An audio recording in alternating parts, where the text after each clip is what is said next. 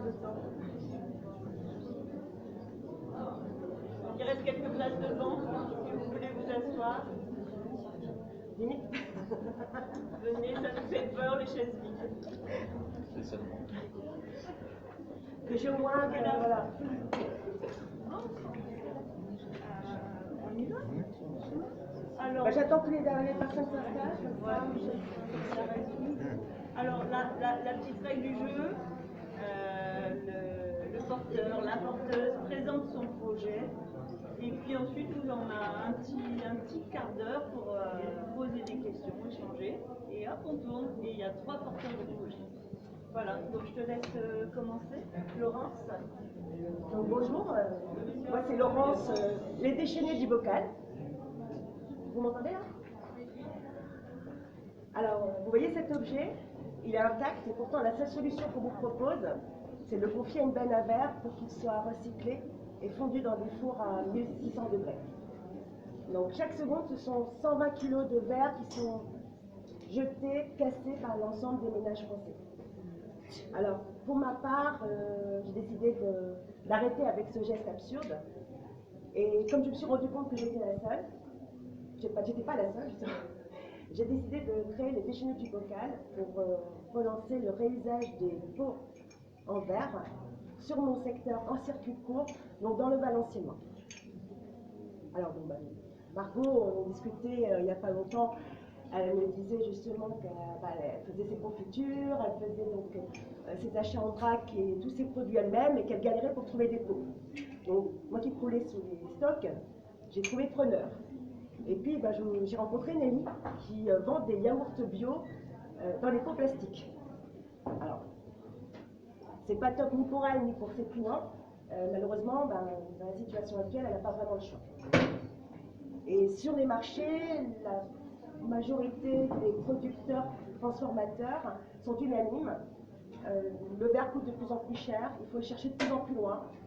Les gens réclament la consigne, mais ils n'ont pas les moyens d'investir dans des solutions de lavage, ni même de temps à consacrer à la logistique. Alors finalement, le déchaîné propose un système de rachat et de revente en ligne de pots usagés, collectés, triés, lavés et reconditionnés sous forme de série, avec des couvercles neufs. Les particuliers sont invités à retirer leurs commandes via des boutiques relais qui sont aussi des lieux de collecte. Donc c'est une façon de créer de l'emploi d'insertion sur un territoire donc, où on crée de la résilience, de l'autonomie et de l'attractivité, tout en favorisant le commerce de proximité. Donc il y a toute une chaîne à recréer. Donc, ça tombe bien, parce que dans une vie antérieure, j'étais consultante spécialisée en partenariat, donc ça peut aider. Surtout, je me suis formée sur un site qui s'appelle Réseau Consigne, qui est un réseau qui regroupe tous les acteurs de réemploi au niveau national. Et j'ai créé aussi un outil que je vous présente ici, qui s'appelle le Toffer, qui me permet justement de mesurer la taille des bocaux et pour mieux les trier et les ranger. Et on fait ce genre de choses en atelier sur le Valenciennois avec des familles. Donc j'ai intégré le cluster évident avec la promo 2 en avril dernier. Donc je remercie chaleureusement Tom pour son professionnalisme et sa confiance, et toutes les personnes qui permettent d'être ici aujourd'hui devant vous. Surtout, c'est une très bonne chose, depuis lundi, le projet est entré en étude de faisabilité dans le cadre d'un FIDES, avec sous parrainage de Réactif. Après un an de boulot, c'était quand même une très bonne nouvelle. Et donc là, d'ici à la fin 2020, j'espère être en mesure de pouvoir fournir des pots reconditionnés à la vente. C'est une aventure. En attendant, on a un site internet que je vous invite à suivre sur les réseaux sociaux, donc Twitter et Facebook. En attendant, je vous remercie pour votre attention et je suis à votre disposition pour toutes vos questions.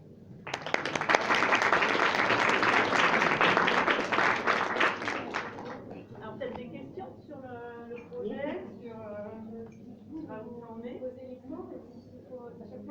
Un nouveau couvercle, pourquoi en fait Alors il faut savoir que des couvercles comme ça, on ne peut pas les vendre parce qu'il y a une DLC dessus. À partir du moment où ils sont gravés avec une date limite de consommation, on ne peut pas les vendre, c'est interdit. Donc en fait, le seul moyen de reconditionner les bocaux, c'est de pouvoir mettre des couvercles neufs. Sans compter qu'il y a des problèmes d'hygiène aussi au niveau des odeurs, et donc c'est aussi une sécurité pour pouvoir rassurer les producteurs qui auraient peur de passer à du verre de seconde main, on va dire. Comment vous projetez en fait la collecte des pots? À la collecte. Alors ça va. L'idée c'est de mobiliser les restaurants, les hôtels aussi, pas que les particuliers. Il faut savoir par exemple sur Boboco, qui est un site internet qui vend des pots en ligne, mais neufs. Les petits pots de confiture que vous avez dans les hôtels, c'est 11,90 € les 24 plus le frais de port. Et en plus ça cartonne. Donc là, il y a de quoi récupérer au niveau des hôtels et des restaurants pour faire des séries. Et surtout, via les particuliers, dans des relais, des boutiques spécialisées qui seraient partenaires. Comme je l'expliquais, l'idée c'est d'avoir un double flux, à la fois livraison de commandes et collecte. Donc des points d'apport. Des points d'apport, voilà. Voilà, c'est des points d'apport où les gens viennent, et puis après il y aura un local, bien sûr, où les gens aussi pourront... Alors, pour ce qui est du rachat, ça sera soit à l'unité, soit au poids. Ça, c'est l'étude de faisabilité qui va le déterminer. Mais voilà, ça pourra aussi permettre à des gens dans les quartiers de se faire un petit complément de revenu. Est-ce qu'il y a un travail sur l'idée d'harmoniser dans la fabrication des pots, alors justement, là, moi je fais partie du réseau Consigne Nationale, j'ai participé à l'AG à Villeurbanne le 1er juillet dernier. Donc comme j'ai fait l'aller-retour en bus de nuit, j'ai eu le temps de cogiter. Et en fait, on a un gros souci au niveau de l'agro-industrie, et j'ai la chance d'intervenir le 3 décembre devant l'agro-industrie dans le cadre de Certia Interface. C'est qu'en fait, on a des cols impossibles, que ce soit les bouteilles ou les bocaux, rien n'est fait pour que ce soit réemployable. Donc moi, je prône la création d'un label d'emballage propre au réemploi, qui garantit un verre lavable, parce que tous les verres ne sont pas lavables, il y a des bouteilles qui explosent en machine, et qui, bien sûr, garantit également que l'étiquette est hydrosoluble. Alors, c'est un surcoût pour les producteurs. Aujourd'hui, il n'y a rien qui est mis en place pour valoriser ces actes-là. Et donc, il n'y a pas d'harmonisation au niveau national. Chaque porteur de projet est en train de créer son propre signe dans son territoire.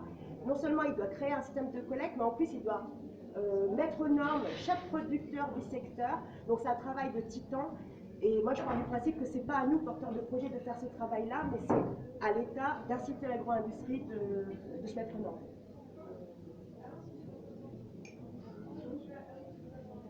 Sur le nombre de cycles de référence. Par exemple, Météor, avec les bouteilles, une bouteille peut être réutilisée 50 fois. Alors, Météor en Alsace, c'est de la bière, ouais.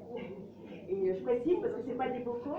Mais il faut savoir que les bouteilles, pour l'instant, je ne vais pas le faire parce qu'on attend la création d'une station de lavage de bouteilles sur Roubaix.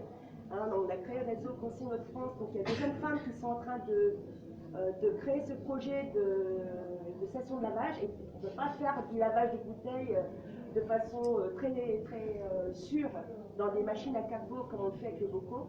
Donc par la suite, quand on aura cette possibilité-là, je pourrais collecter aussi les bouteilles sur mon secteur, donc le sud du département, parce que moi je vais faire le Valenciennois, Cambrésis, Béziers et Avesnois. Et ça permettra justement de massifier pour pouvoir envoyer ces bouteilles se faire laver à Roubaix quand on aura fait. Il faut savoir qu'en région de France, on a une station de lavage. Voilà. Donc, alors que vous allez en Rhône-Alpes, qui est une région viticole, là il y a tout ce qu'il faut. Une autre, peut-être la dernière question avant qu'on change. Comment on peut contribuer?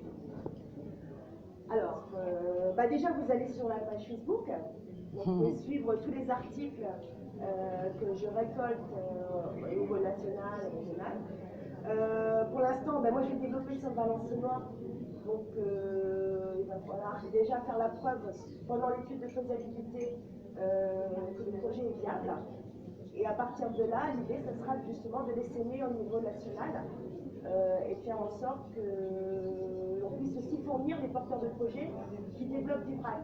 Par exemple, vous avez le Drive to Nu à Toulouse, vous avez aujourd'hui aussi une jeune femme qui est en train de créer Somoricette qui va faire de la livraison de vrac sur les lieux de travail dans les locaux. Elle m'a contacté. Donc il y a vraiment une demande aussi au niveau des porteurs de projets. Et il va falloir à un moment donné trouver d'autres personnes qui veuillent faire la même chose sur l'île. Moi, sachant que de toute façon, l'idée c'est de rester local et d'avoir une station pour un secteur géographique restreint. Sinon, ça n'a pas d'intérêt. Sur les questions de lavage, justement, c'est vrai qu'il y a beaucoup de projets autour du vrac. Est-ce qu'on peut imaginer des stations de lavage en proximité? Oui, mais en fait, ce qui se passe avec Somoricette, c'est que là, c'est Sophie Dubrul qui est en train de développer ça.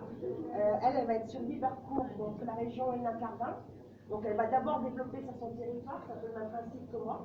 Et après, l'idée, c'est de le faire en région en France et donc de pouvoir s'appuyer sur des lieux. Donc je sais qu'à Seclin, par exemple, les ateliers Malinco vont créer une station de lavage pour Bocaux aussi. Donc ça va être plutôt pour la métropole lilloise. Donc ça, c'est des factions blanches. Et à un moment donné, il faudra une carte avec plein de lieux, notamment pour aussi tout ce qui est les éco-cups, les lunchbox. Voilà, il y a énormément de choses à laver en fait. Et il va falloir qu'on puisse recréer un réseau au niveau régional et national. On est en train de remettre en place de nouvelles activités avec leur emploi, c'est super. Voilà. Et ça crée de l'emploi, de l'insertion, surtout sur des emplois d'insertion. L'objectif, c'est de créer justement une entreprise en numérique. Super. Merci beaucoup.